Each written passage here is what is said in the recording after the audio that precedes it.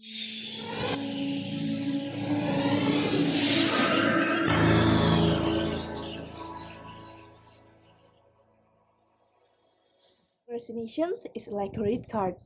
It's a lot of fun until you got the bill. Procrastination memang sangat menggiurkan untuk dilakukan. Tetapi ada banyak hal yang harus kita kerjakan menjadi tertunda hingga menyebabkan stres berkepanjangan.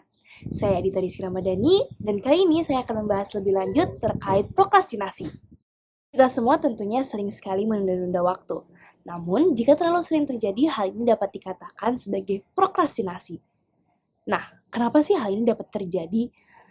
Kebanyakan dari kita merasa bahwa kita semua memiliki banyak waktu hingga berpikir kalau bisa besok, kenapa harus sekarang? Menurut penelitian, prokrastinasi tidak terjadi karena gagalnya seseorang dalam mengatur manajemen waktu, melainkan karena beberapa hal. Yang pertama adalah munculnya perasaan tidak enak yang dimiliki oleh seseorang hingga menimbulkan penghambatan produktivitas. Selain itu, perasaan tidak enak saat mengerjakan tugas, merasa kewalahan atas tugas yang telah diberikan, atau munculnya ekspektasi yang berlebihan hingga menyebabkan seseorang tersebut malas untuk mengerjakan tugas-tugasnya. Nah, ada banyak sekali hal-hal yang bisa menyebabkan prokrastinasi. Lalu, prokrastinasi ini akhirnya digunakan sebagai penawar dalam menghadapi situasi tersebut.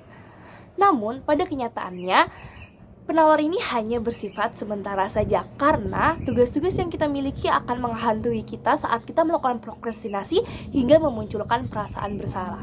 Lalu pertanyaannya, how to deal with it? Yang pertama, mencari akar permasalahan. Kita bisa nih bertanya-tanya pada diri sendiri, kenapa aku melakukan prokrastinasi ya? Kenapa aku nggak mau nih ngerjain tugas-tugas ini? Kenapa rasanya males banget buat ngerjain hal-hal ini gitu?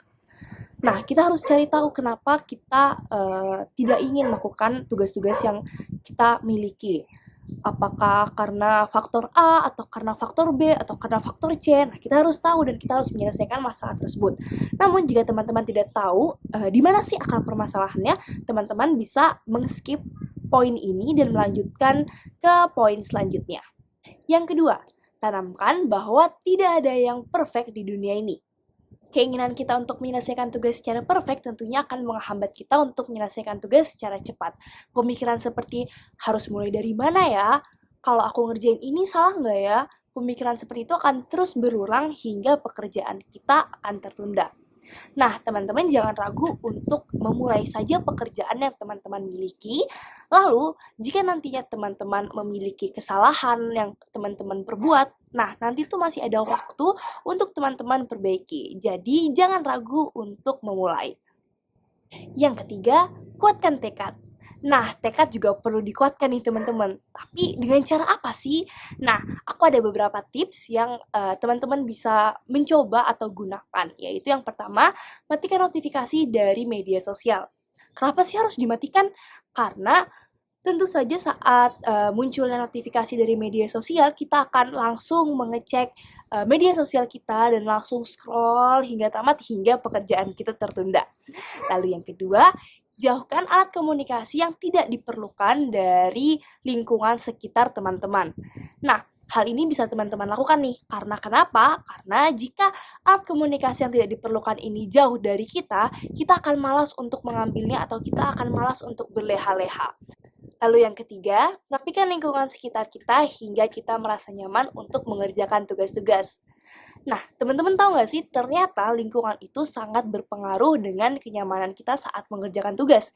Makanya, jangan ragu untuk segera merapikan lingkungan sekitar teman-teman saat ingin mengerjakan tugas. Nah, itu dia 3 cara yang bisa aku berikan dalam mengatasi prokrastinasi. Nah, teman-teman, yuk kalau bisa kerjakan sekarang, kenapa harus besok?